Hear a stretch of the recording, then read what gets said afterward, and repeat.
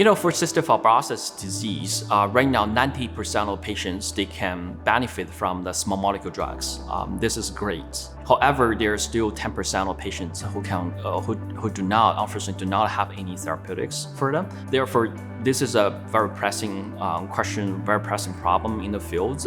We are really driven to develop therapeutics for this 10% of cystic fibrosis patients. So this is the question that drives our research. Some patients, they are desperate for therapeutics. So there are a couple of CF family members visited our lab before, and they are so desperate for new therapies. They basically tell me they would like to try anything, they may benefit their kids. Because their kids are very young, but without any therapeutics options, their lifetime is expected to be just 40-year-olds. That's why we are fully driven to develop therapeutics to benefit this 10% patients.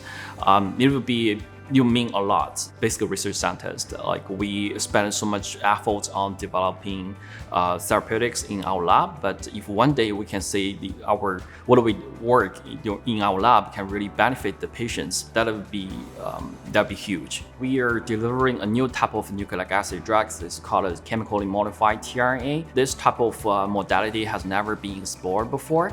Secondly, we're delivering this nucleic acid drugs through inhalation.